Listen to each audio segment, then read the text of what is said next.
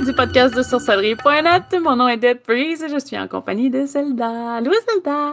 Et bonjour, comment vas-tu? Ça va super bien, toi? Bien sûr! Donc, aujourd'hui, on a un sujet qui est quand même assez intéressant. C'est le temps nécessaire pour devenir un maître dans son domaine. Grosse Oui. question. Très grosse question parce qu'on a beaucoup de maîtres autoproclamés qu'on voit sur Internet et quand on cherche un petit peu plus profond, un petit peu plus loin, on se rend compte que souvent, ça fait pas si longtemps que ça qu'ils pratiquent. Donc, de là, la grande question, combien ça prend de temps pour pouvoir dire qu'on devient maître dans la pratique? Et est-ce qu'on est vraiment maître dans la pratique un jour? Ah ah! Ça aussi, c'est une grande question. Donc, en gros, là, pour toi, c'est quoi un maître?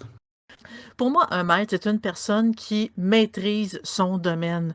Autant qu'on pourrait comparer ça à la médecine. Un médecin maîtrise son domaine. On a des médecins spécialistes qui maîtrisent leur domaine. C'est des pratiquants qui n'ont pas besoin d'être accompagnés ou d'avoir accès à la documentation pour aller chercher des connaissances de base, en fait, pour pouvoir pratiquer son métier, pour pouvoir, tu sais, comme pratiquer sa religion, si je peux dire ça comme ça.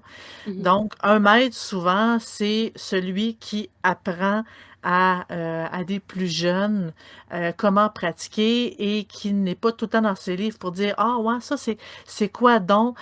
Comment qu'on fait ça? Donc, c'est tout ce qui est de base. Donc, un maître maîtrise son domaine. Il peut le faire sans réfléchir, sans effort surtout, et sans avoir besoin de quelqu'un pour le supporter et pour l'appuyer. Mais, tu sais, je veux dire, surtout dans le domaine de la sorcellerie et de la magie, quand que je martèle surtout sur le point que les bases, c'est la visualisation, la concentration, puis la manipulation d'énergie, euh, je martèle toujours ces bases-là parce que quelqu'un qui maîtrise, qui est un maître, maîtrise surtout ces particularités-là, ces domaines-là. Parce que normalement, on débute, on apprend, on devient un pratiquant, quelqu'un, tu sais, une personne qui pratique couramment son domaine, et on devient un pratiquant quand justement on est capable de maîtriser ces principes de base-là. Le pratiquant normal maîtrise les principes de base.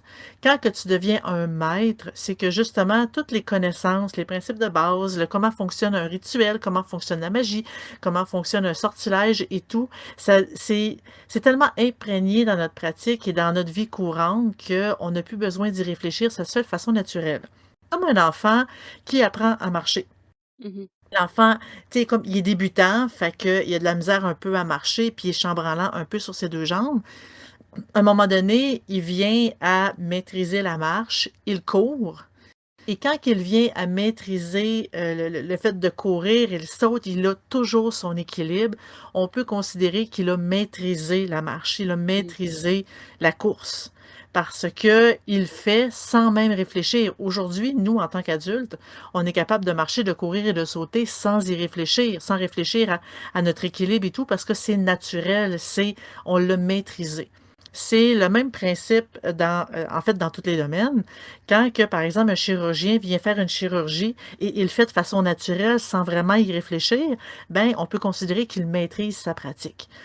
Dans le domaine de la magie, c'est la même chose. Quand que on peut pratiquer sans vraiment dire ah oui, attends un peu, on commence par quoi, on finit par quoi, on est dans les livres, on est quelqu'un qui maîtrise n'est pas nécessairement dans ses livres, il peut en parler, il peut l'expliquer, il comprend, il maîtrise sa matière. Donc, est-ce que au bout de 1 an, 2 ans, 3 ans de pratique, on peut maîtriser la magie? Non, parce que on commence par pratiquer, on commence par s'habituer à le faire et pour en finir par le maîtriser au bout de, souvent je dirais 20, 30, 40 ans de pratique, quand on commence vraiment tu sais, c'est pas parce que dans les covents, par exemple, ils se mettent à enseigner à des nouveaux. On apprend pas mal plus en l'expliquant, en voulant l'expliquer à des nouveaux, que vraiment en se disant je suis maître, je vais vous expliquer comment que ça fonctionne.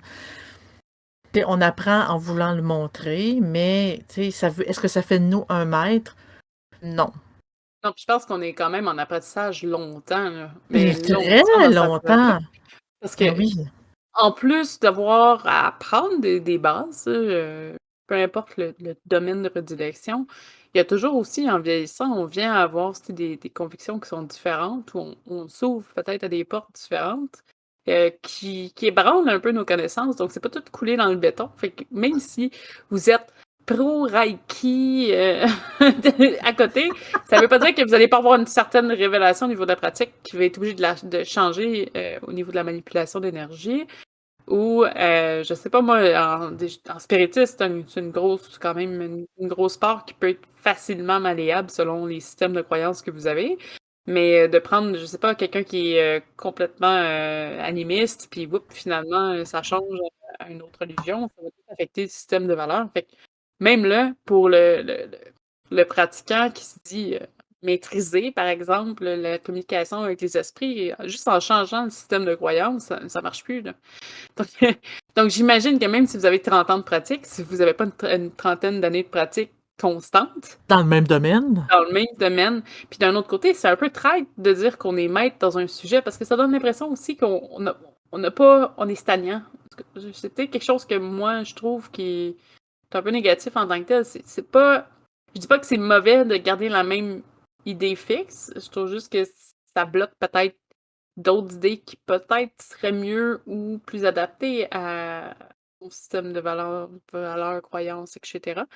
Mais, tu sais, c'est quelque chose aussi qui bouge, qui est pas tangible. Fait que de dire qu'on est maître de quelque chose qui peut changer à tout moment ou selon son évolution personnelle, c'est quand même un peu, peut-être égoïste? Je sais pas. Je sais pas comment tu dire, mais C'est sûr que, en 30 ans de pratique, par exemple, moi, quand j'ai débuté, j'ai comme balbutié un peu dans le domaine pour ensuite trouver des livres qui m'ont permis d'évoluer plus vite. Parce que c'est sûr que quand on a une personne qui nous l'explique, quand on lit des livres, beaucoup de livres, on voit les points de vue de différentes personnes, on évolue beaucoup plus vite que tâtonner, nous-mêmes.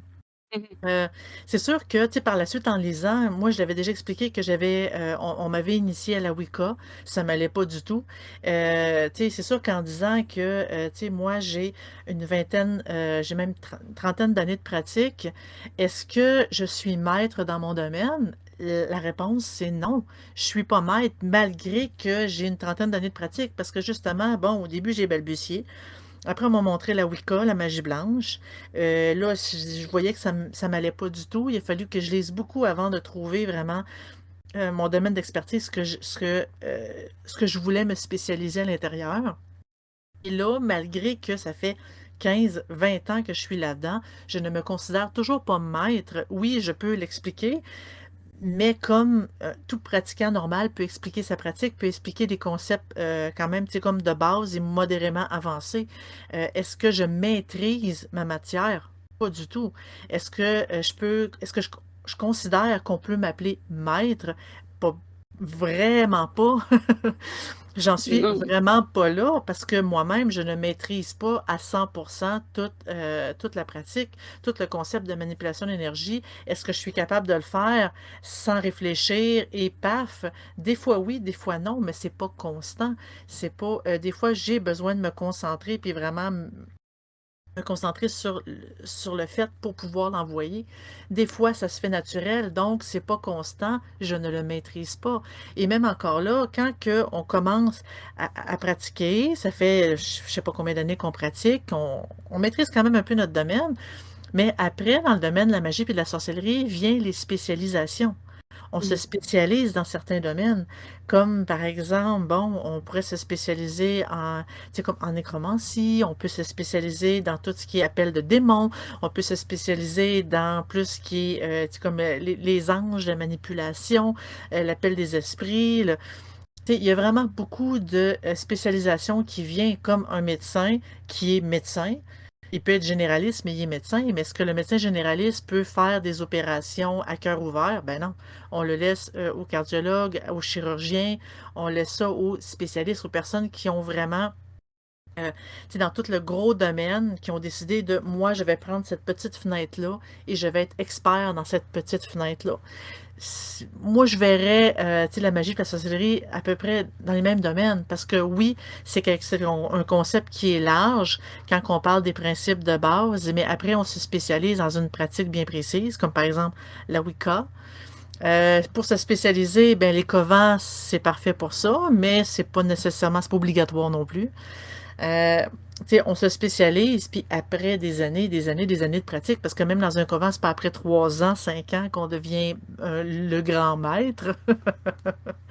Une personne qui apprend de façon autodidacte doit au moins s'informer de tous les types de pratiques dans les livres. C'est la première chose à faire.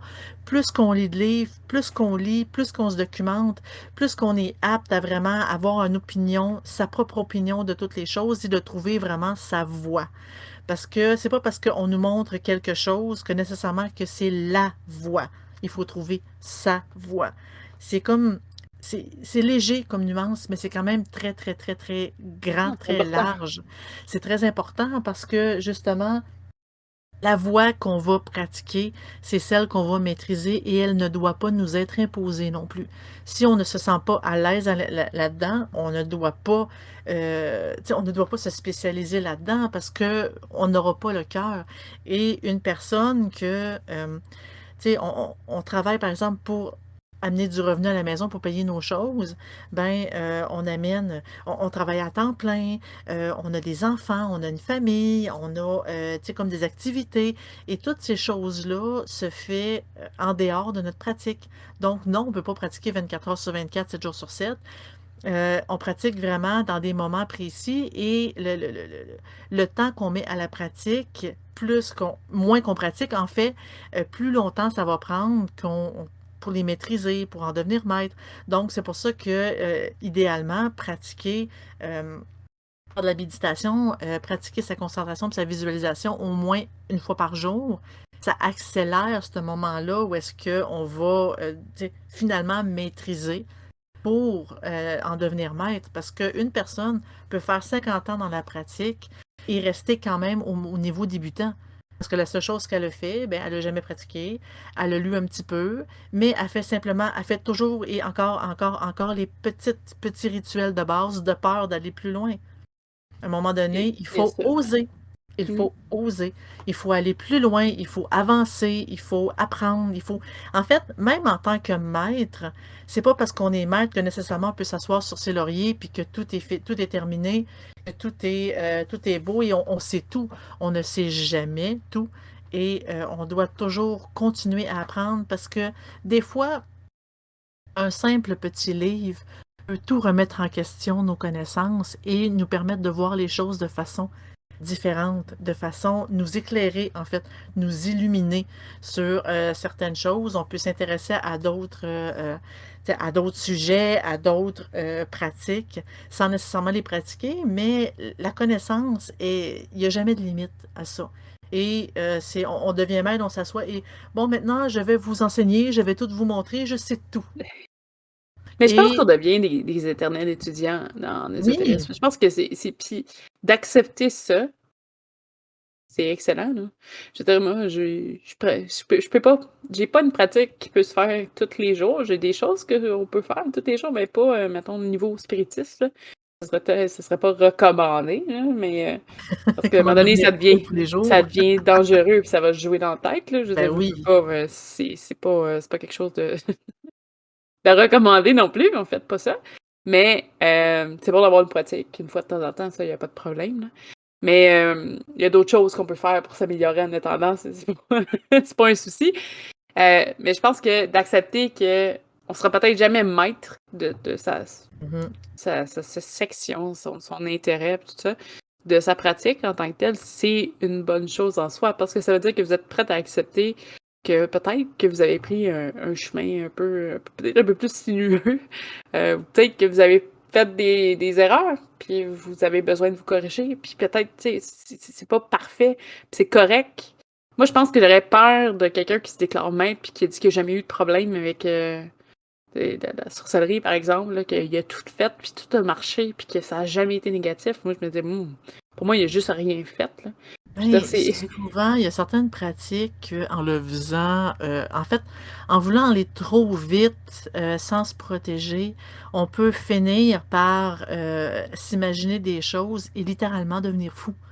Et littéralement penser que je suis un maître, je maîtrise tout et commencer à parler de, tu sais, comme de lutins, de fées et que tu sais, de discussions avec, par exemple, les extraterrestres, que là, soudainement, tu sais, en fait, ils souvent sont jeunes, ce type de personnes-là, et on voit que, tu sais, le fait qu'ils pensent qu'ils sont maîtres et sortir, toutes sortes de d'incohérences liées à la pratique, on se rend compte que nécessairement, leur santé mentale n'est pas vraiment au top, puis ce qu'ils disent sont très souvent décousus, très souvent, irrationnels, tu sais, on peut le voir en lisant beaucoup de livres. C'est pour ça que je mets vraiment l'emphase là-dessus.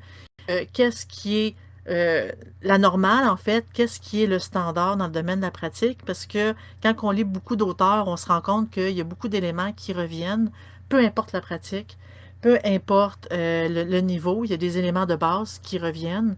Quand on voit que, bon, une personne littéralement a l'esprit des grandeurs, voit vraiment la grosse affaire, euh, on constate que elle est totalement déconnectée, puis il faut vraiment pas l'écouter. Et souvent, ces personnes-là disent je suis un maître maintenant. Donc, ça fonctionne pas du tout. mais je trouve ça bien que tu parles des auteurs parce que des auteurs, souvent, sont considérés comme des maîtres un peu de leur sujet parce que, bon, ils ont quand même fait une publication. Ben, Euh, encore là, je vais mettre un bémol là-dessus, parce qu'il y a beaucoup d'auteurs qui ne font que des copier-coller des autres auteurs. oui, ben c'est La là que seule j'en mets. recherche. Ah, je m'excuse.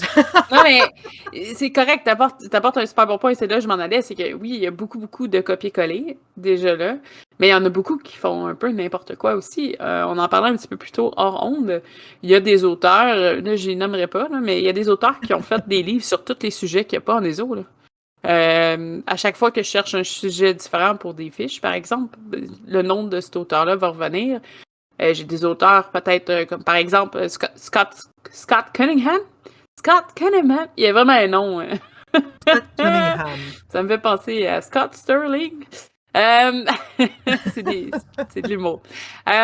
Oui, dans le fond, c'est ça. C'est comment je peux dire ça? Il est partout, il est reconnu. Puis oui, des fois, on ouvre ses livres. Puis ça, j'en fais souvent mention. Puis je vais encore le refaire parce que tu sais, je veux pas dire qu'il est mauvais, juste des fois, on en fait des gaffes, là, dans son livre sur les, des traits, en tout cas, des traits magiques en cuisine. Je pense que c'est Kitchen Witchcraft, ou quelque chose comme ça, là.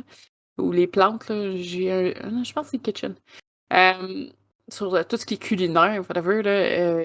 Il y a une section fast-food où tu peux savoir c'est quoi les attraits du Coca-Cola en magie, tu sais, ou manger un burger chez A&W ou chez McDonald's. C'est Mais bizarre. là, tu dis, OK, ben, tu sais, limite sur des produits, comme on dit, raw, là, tu sais, Cru? nature, je sais pas, cru, ouais. C'est parce que je sais qu'il y a un type d'alimentation que c'est du raw food, tu manges toutes des affaires crues, là, mais dans ces types d'affaires-là, tu dis, ah, OK, que ça a des propriétés, puis tout ça, magique, whatever, parce que c'est naturel, puis ça sort fine. Tu sais, c'est pas, ça n'a pas été changé avec de la chimie, puis tout ça. Puis je dis pas que tout ce Ouais, qui est mais chimiquement changé est mauvais, c'est pas ça que je veux dire, mais ouais, tu sais, souvent, on va juste dire que la mort au rat, le cyanure, c'est naturel, 100% naturel, ça se trouve dans la nature. Les propriétés magiques du cyanure, ben, ça tue. c'est ça.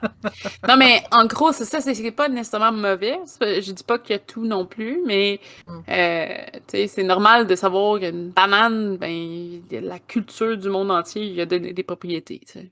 Signe phallique, whatever, tu sais, name it, là. Fait que généralement, c'est la fertilité, là.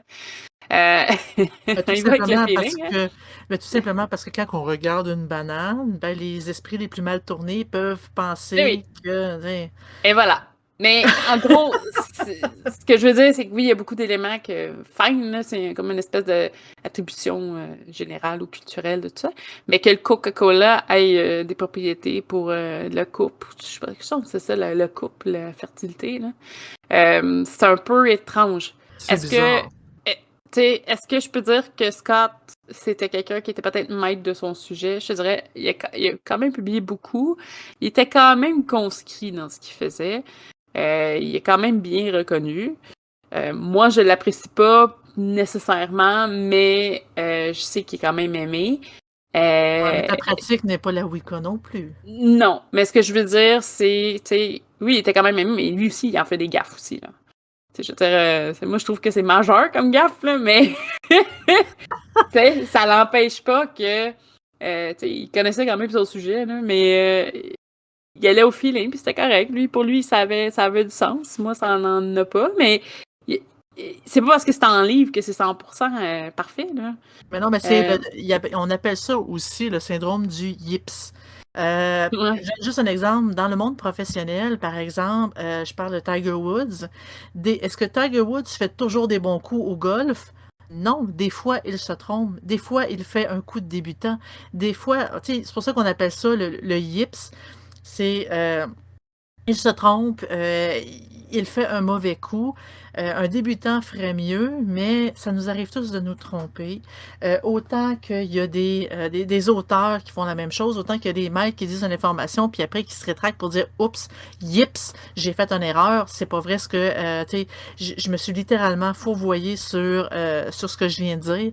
Ça l'arrive. Un maître ne dit pas toujours la vérité non plus. Ben, en fait, la vérité, oui, hein, mais ne dit pas toujours les choses vraies, la réalité dans la pratique. Et je pense que, tu sais, même moi, j'ai voulu longtemps écrire un livre sur le spiritisme parce que j'aime beaucoup ça. Tu sais, j'ai pratiqué quand même assez souvent dans le passé. Ça fait longtemps que je n'ai pas fait, mais j'ai eu des très belles expériences. Il y a des choses que j'aurais aimé ça partager, essayer de mettre en mots ce que moi je crois au niveau des esprits et tout ça. Sauf que je suis dans une pensée qui est toujours évolutive. Fait que, ce que j'ai écrit il y a 10 ans, je le relis, puis je suis comme, oh, je fais, ouh, pas sûr. Je suis pas sûre que je mettrais ça comme ça. Faudrait que je le retravaille. Mais tu sais, c'est évolutif. Fait que oui, c'est difficile de dire qu'on est maître de quelque chose quand ça change. Puis c'est toujours en changement. En tout cas, pour moi, là, je suis peut-être rendue encore dans le stade de début. En tout cas, je me considère loin d'être maître, là, des débutants, là. Dans, en tout cas, certaines pratiques plus que d'autres, là, mais tu sais, puis ça n'empêche pas que vous avez le droit hein, de lire sur d'autres sujets sans, sans Mais il y en a vouloir être maître, tellement. là. La magie Il de y la a tellement de sorcellerie, choses. c'est tellement large, c'est Ah, tellement gros qu'on ne peut pas tout savoir, on ne peut pas tout connaître. On est éternellement dans la lecture. Les ouvrages qui ont été faits il y a 100, 200, 300 ans, souvent, ils sont totalement erronés ou ils ont été trop il y a trop de mythologie au travers, il y a trop de croyances ou de manipulation de l'Église dans les textes, justement, pour pas être excommunié et brûlé, ben, il y a beaucoup d'auteurs qui ont inséré des codes au travers de leur texte pour que l'Église ne le voit pas, mais qu'un initié puisse le voir. Et nous, on va le lire au sens littéral, puis on va le pratiquer au sens littéral. Il faut pas. Tu sais, il faut vraiment souvent avoir des connaissances tu sais, de base pour pouvoir lire des documents de base. Et encore là, choisir le bon auteur, le bon livre, pouvoir discerner le vrai du faux dans tout ça, pour pouvoir voir tel auteur, c'est juste un ramassis de copier-coller où il dit absolument n'importe quoi. Ça ressemble pas mal plus à la fiction qu'à la réalité. Il faut avoir fait vraiment beaucoup de lectures pour ça. Et c'est pour ça que ça prend du temps. Et c'est normal que ça prend du temps. Ça nous empêche pas. Est-ce que ça nous empêche de aider les nouveaux à débuter? Pas du tout. Est-ce que ça nous permet, parce qu'on est en train d'aider les nouveaux, parce qu'on est en train de vraiment d'aider le monde à apprendre qu'on devient automatiquement maître? Pas du tout. Faut maîtriser la matière pour devenir maître. je Il me faut être... questionne. Vas-y, Oui? je t'ai coupé. Non, non, vas-y. Non, non, non. Ouais. Non, mais je me questionne, moi, si le fait qu'on est quand même plus proche de la technologie qu'on était là, une centaine d'années, là, ça se cache pas, là. Si justement, ça ralentit pas le procédé de quelqu'un qui deviendrait maître. Parce que, mettons, j'ai un exemple, la personne a vit sur sa ferme, euh, fait des travaux avec ses animaux, il faut quand même qu'ils survivent, là, mais tu sais, a une pratique magique au travers de ça, mais il vit dans sa pratique beaucoup plus proche de la nature que ce qu'on est aujourd'hui avec toute la technologie. Je dis pas qu'on est loin, je dis juste que en pleine ville, j'ai pas quelqu'un qui vit à Montréal, par exemple, oui, il y a des petits parcs, parc, là, mais je veux dire, c'est pas ce qu'il y a de plus vert comme endroit non plus, versus d'autres endroits. Tu sais, je veux dire, on est peut-être un peu plus détaché. Moi, je pense que ça peut faire un effet aussi sur le fait que, tu sais, on n'est pas assis à tester tout ce qui se fait non plus, là. Mais ça Tu sais, dépend, parce que si on est assis à tester absolument tout ce qui se fait, c'est pas mal plus dangereux pour notre santé que d'autres choses. ouais, Parce c'est ça. que essayer, tu sais, on peut lire. En fait, la technologie, c'est bon puis c'est pas bon en même temps. C'est pas parce qu'on est en ville que nécessairement on peut, tu sais, on n'est pas proche de tout ça. Parce que la technologie, ça a ses bons côtés et ça a ses mauvais côtés. Les bons côtés est le fait qu'on peut vraiment se connecter les uns les autres de façon plus, tu sais, comme plus facile, plus rapide. On est plus proches les uns des autres que dans le temps, parce que, tu sais, une personne qui vivait sur une ferme, elle voyait ses voisins, des fois les personnes du village d'à côté, mais rarement les personnes à l'autre bout du monde. Donc, ça nous connecte tous les uns les autres et ça nous permet de voir vraiment d'une façon plus globale toute l'information, toutes les opinions de tout le monde. Est-ce qu'on apprend Mmh. plus vite? Oui, mais il y a un mais. Et ça, c'est les mauvais côtés de la technologie. Parce que les mauvais côtés de la technologie, OK, on a autant toutes les mauvaises informations qui circulent sur Internet, particulièrement Facebook. C'est quand même assez incroyable parce qu'il y a vraiment beaucoup de trolls sur Facebook qui disent absolument n'importe quoi, C'est qui mettent... incroyable. Ah, c'est vraiment... Ben, c'est une façon de ridiculiser la pratique puis de faire décrocher bien des gens. C'est parce que pour qu'ils le font encore, c'est parce que ça marche. C'est parce que ça marche, puis eux, ils rient littéralement de nous en donnant de la mauvaise information et un débutant ne le voit pas. Un débutant y croit. Et c'est pour ça que, justement, il y a des sites comme sorcellerie.net qui nous permet de vraiment de voir le vrai du faux. L'inscription n'est pas là pour rien. Ça nous permet de littéralement jeter dehors les trolls et vraiment permettre aux débutants, les personnes qui veulent débuter, de débuter comme il faut. Mmh. Mais, tu sais, sans faire d'enseignement, parce qu'on fait pas d'enseignement non plus, on fait juste aider. Mais, tu sais, il y a beaucoup de trolls sur Internet, il y a beaucoup de mauvaises informations, des personnes qui veulent se croire sorcières et qui font autant des vidéos, qui font autant des sites Internet, n'importe quoi, tu sais, ça a de l'air professionnel, mais c'est littéralement de la bullshit. Même chose pour les auteurs, il y en a beaucoup qui veulent simplement de l'argent, quoi qu'on fait pas vraiment d'argent dans le domaine. On n'est pas vraiment riche, mais tu sais, reste qu'il y en a qui aiment ça avoir la notoriété, il y en a qui aiment ça avoir tu sais, le titre je suis hot, je suis bon, je suis. Si je me moi, en bref. Et, tu sais, et aussi les mauvais côtés de la technologie, c'est quand on est toujours sur la technologie. Parce que quand on pratique, on aime bien la nature et on va dans la nature pour se connecter à la nature. Donc, oui, il faut sortir, oui, il faut aller voir, s'asseoir, méditer dans la nature, pratiquer. C'est comme la base. La technologie, il faut s'en servir, mais il faut s'en servir de façon sage, de façon c'est normal, c'est un outil et non pas une vie. Dans le sens aussi que je voulais l'expliquer, c'est, tu sais, mettons, prendre, je sais pas, un paquet d'herbes, s'asseoir, méditer, puis te demander: «Qu'est-ce que ça me fait comme, tu sais, qu'est-ce que j'ai l'impression que c'est ces propriétés?» parce que bon, est-ce que je sens que c'est quelque chose qui est protecteur? Est-ce que je sens quelque Comme de chose qui va l'encens, aller par chercher exemple. peu importe l'item en tant que tel, là, que ce soit les couleurs ou, pour toi, vert, c'est l'espoir, mais peut-être pas pour quelqu'un, c'est courage, puis ça peut changer, là. Tu sais, moi, je pense qu'il y a une part que peut-être la perte d'intuition, on se fie un peu moins aux intuitions, mais ça se reflète aussi, je pense, chez ceux qui veulent être maîtres dans quelque chose, dans le sens où, avec tout ce qui va assez vite avec le web, parce que le web, veux pas, des gens qui tombent amoureux en dedans de 2 semaines sur un chat room, ça se voit, là. C'est pas quelque Oui, c'est chose de fréquent nouveau. malheureusement, C'est ouais. fréquent, souvent ça va exploiter quelque chose que la personne a un besoin ou un manque.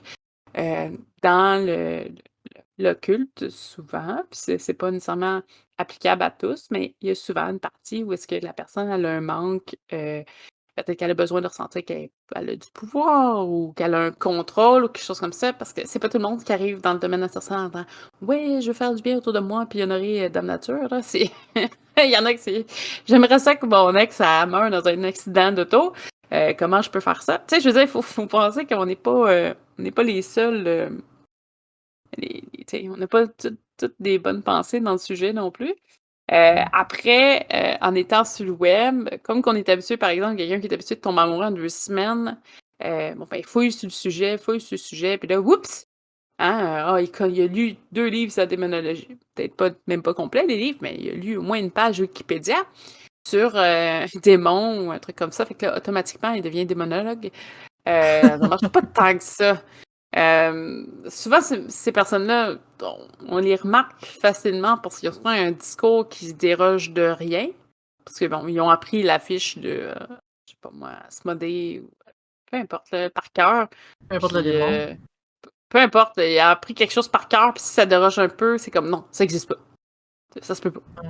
Je sais pas, quelqu'un qui a été de la magie blanche. C'est parce que c'est que ça commence à être touché, mais mettons en spiritisme, le Ouija c'est mal. Ben, j'ai vu Mmh. ça quelque part, là, mais tu sais, je veux dire, il est pas allé très très loin comme réflexion. Là. S'il dit oui, le Ouija il est correct pour tel truc, puis quand tu vas poser des questions sur OK, mais qu'est-ce qui se passe si tu fais de quoi de mal puis il est pas capable de te répondre, ben c'est parce il a juste lu la base puis il est pas allé très très loin. Ben, c'est ça, Euh, comme pour dire: «Regarde, le Ouija est dangereux», mais pourquoi c'est dangereux? mais pourquoi? Puis tu sais, Il faut être c'est capable de facile. l'expliquer, oui. C'est facile d'aller voir les gens qui déjà, quelqu'un qui cherche un maître, moi, je trouve que c'est pas une bonne idée, mais tu sais, je comprends le principe je pense que c'est le côté sympathique de l'image du maître, de l'élève ou de la personne qui, tu sais, le prof, là, je veux dire, la relation prof-étudiant, là, il y a pas de... Je la comprends, ce truc-là, l'entraide, il y a beaucoup de points positifs, mais il y a tellement de points négatifs qui peuvent être liés à ça. Mais je comprends qu'il y a des gens qui cherchent ça, puis c'est correct. C'est juste, faites attention, bon sang, parce qu'il y a tellement de monde qui se disent maître. Puis c'est la Ah même oui. chose dans beaucoup de sphères, là. On parle pas juste en occulte, mais écoute, que ce soit domaine, même, je dirais même sexuel, à la pêche, je sais qu'un maître de pêche qui a pêché 8 fois dans sa vie, c'est louche. Il sait Euh, tout, il sait tout. Souvent, c'est peut-être le point qu'il faut remarquer le plus, les maîtres les personnes qui s'auto-proclament maîtres savent tout. Ils savent absolument tout, puis quand que ils sont pas sûrs, ils vont inventer des choses et c'est là vraiment que, tu sais, une personne qui a vraiment les bonnes intentions de débuter, ben, c'est là qu'il va, tu sais, il va se décourager, ou il va apprendre les mauvaises choses, ils vont s'en rendre compte plus tard et c'est là que justement, tu sais, c'est Quelqu'un qui est maître de sa matière pour vrai, là, si vous lui posez des questions, vous le remettez en doute, pour lui, ça sera pas quelque chose de négatif. non, Ça va être comme la personne à se poser des questions, puis limite, ça va lui faire plaisir d'aller pousser plus creux avec vous. Peut-être même pour lui-même. Parce que peut-être que jamais il s'est posé cette question-là. Je sais pas, ça dépend de la question, là, mais je veux dire, c'est rare que tu vas avoir quelqu'un qui se déclare maître, qui va dire ah non, t'as tort, moi j'ai raison, je sais ce que je fais, bonne je suis journée. un maître. Je suis un maître, je sais ce que je fais, bonne journée. Si vous voulez savoir si la personne est vraiment un vrai maître, posez des questions. Ça va souvent lui faire plaisir de répondre. C'est sûr, poser des questions qui ont de l'allure, là, mais Et quand ils le savent pas, ça se peut, ils vont répondre: «Je le sais pas, je vais regarder un peu, puis je vais te revenir avec la réponse». On ne sait pas tout, c'est impossible de savoir tout. C'est impossible, on peut maîtriser une matière, mais des fois, il y a des détails, des choses que: «Ah, j'ai jamais pensé ça de cette façon-là, laisse-moi y réfléchir un peu, je te reviens sur le sujet». puis je pense que quelqu'un je dis, peut-être qu'il se dira même pas maître, là, mais qui est capable d'avouer, justement, d'avouer pas des faiblesses en tant que tel, parce que pour moi, pas tout savoir dans la vie, c'est pas une faiblesse, là, mais Non, en de dire, effet. écoute, regarde ça, cette partie-là, moi, je la connais pas tant que ça, mais je vais essayer, je vais soit te trouver des références, peut-être, qui pourraient t'aider, Ouais. ou, tu sais, aller donner de l'aide. Je pense que c'est quelque chose que nous, on fait sur Restet, sans nécessairement être maître du sujet, là, mais je veux dire, dans le sens, quelqu'un pose une question, on va quand même lui donner des référents, là, mais euh, tu sais, être capable de rediriger la personne, puis d'être capable d'avouer que oui, je connais ma matière, mais oups, ça peut-être moins. Parce que généralement, quelqu'un qui se dit maître puis qui l'est pas ou très peu confiant, mettons, là, parce que généralement, ils sont pas super confiants, là, ils tombent dans la frustration, dans la colère rapidement. Donc, c'est des Ouais. gens qui vont dire ben, tu sais rien, c'est parce que t'es stupide ou. Non, non, c'est pas ça du tout. En tout cas, c'est pas un bon, Ouais. c'est pas un bon Pose-toi pas de signe. questions, c'est ça et c'est point final. Si vous posez des bonnes questions, généralement, ça peut les vexer un peu, mettons. Il y en a peut-être quelques-uns qui vont y vexer leur ego, mais généralement, surtout en occulte, ceux qui sont vraiment poussés puis qu'ils désirent peut-être montrer ce qu'ils savent parce que c'est souvent, là, tu te déclares, quelqu'un qui se déclare maître, je trouve que c'est un peu superficiel aussi, là. Ouais, je suis d'accord. «Ouais, je suis Parce que maître!» j'ai parlé à plusieurs personnes qui étaient, tu sais, qui étaient très avancées dans leur domaine, qui étaient très connaissants dans leur domaine. Eux-mêmes ne se disaient pas maîtres parce qu'on est toujours en apprentissage et les seules choses qui les frustraient, c'était des questions répétitives. Je m'explique. Par exemple, sur sorcellerie.net, les nouveaux ont tendance à toujours poser les mêmes questions. Mais Ouais. au lieu de faire une recherche, parce qu'il y a toujours un engin de recherche qui est sur sorcellerie.net, en haut à droite, il y a, au lieu de faire des recherches pour savoir si la question a déjà été posée, ben, il repose la question. Et à force de se répéter pour dire la question a déjà été posée, c'est ça la réponse. La question a déjà été posée, c'est ça la réponse. À un moment donné, on vient à être tanné, à se frustrer pour dire, bon, il pose toujours la même question sans chercher à savoir si la réponse a déjà été donnée. Donc, tu sais, la frustration vient de là et vient pas de la question en elle-même. C'est vraiment la répétition qui vient vraiment, tu sais, qui vient Puis choquer parce que c'est toujours la même chose. allez pas leur dire: «Juste pour te tester, là». Puis, Parce que souvent quelqu'un qui sait qu'il se fait déposer des questions pour être testé, il apprécie pas beaucoup, non, tu sais, en fait, j'aimerais avoir ton avis sur ça, c'est une bonne façon d'apporter, tu sais, d'amener une question parce que, chaque personne a son avis sur les Ouais. différents sujets sans nécessairement être la vérité pure, mais justement, c'est de là, on lit beaucoup d'auteurs, on pose des questions à des personnes qui sont connaissantes dans le sujet, je dirais pas mal, je veux dire connaissantes dans le Mmh sujet, mh. et c'est là qu'on peut vraiment avoir une bonne idée de c'est quoi en pratique. Ouais. Attends un peu, là, j'ai comme un chat qui... Je ferme la Moi, porte, puis il je réussit à pense que l'ouvrir. moi, je pense que j'ai fait un petit peu le tour du sujet. Est-ce que tu avais d'autres choses à rajouter sur, Non, je pense que j'ai pas mal fait le tour de mon bar aussi. donc en gros, là, le temps, c'est quoi? Le temps... Le temps que ça prend pour devenir maître? Hmm. À mon avis, ça dépend vraiment de l'investissement euh, de, euh, de chaque personne dans le domaine, de ses lectures, du temps qu'il prend, de la rapidité dans laquelle il trouve vraiment son domaine, puis ce qui l'attire vraiment. Est-ce que ça change au fil du temps? Est-ce que, tu sais, il y a vraiment beaucoup trop de variables pour dire ça prend 30 ans de pratique, Mmh. 40 ans de pratique, 10 ans de pratique. Il y a vraiment trop de variables. Est-ce que, Mais tu ça sais, prend un certain temps. Puis ça ça, prend un faut être certain patient. temps. Une personne qui pratique depuis 10 ans peut débuter et peut commencer à maîtriser sa matière s'il ne l'a pas changé et si vraiment il est très assidu à la pratique, Mmh mh. s'il est vraiment très tu sais, concentré, il pratique de façon quotidienne, il étudie de façon quotidienne, vraiment il se concentre de façon intense dans sa pratique. En bas de ça, la réponse c'est non, tu peux pas, on peut pas devenir maître. Et même encore là, on peut maîtriser les principes de base de la pratique, de la magie puis de la sorcellerie, sans être maître non plus. Parce que pour être un maître dans un domaine, il faut avoir un domaine et non Mmh. pas tout simplement rester dans le général. Euh, je dirais, tu sais, une personne, ça dépend vraiment, vraiment, vraiment. La seule façon qu'on pourrait le voir, c'est littéralement en posant des questions et que les réponses vraiment concordent avec toutes vos lectures, avec ce que les autres disent et qu'il n'y a pas vraiment de côté fantaisiste qui vient s'intégrer dans son discours. Parce que malheureusement, beaucoup de personnes qui se disent maîtres tombent souvent dans la folie, dans l'esprit de grandeur, dans je suis important parce que il faut vraiment porter une attention particulière là-dessus, mais je dirais pas avant 10 ans minimum pour une personne qui pratique de Minimum, façon ouais. intense, Ouais. vraiment intense. C'est autant je dis, ça fait une trentaine d'années que je pratique et moi-même, je ne suis pas un maître.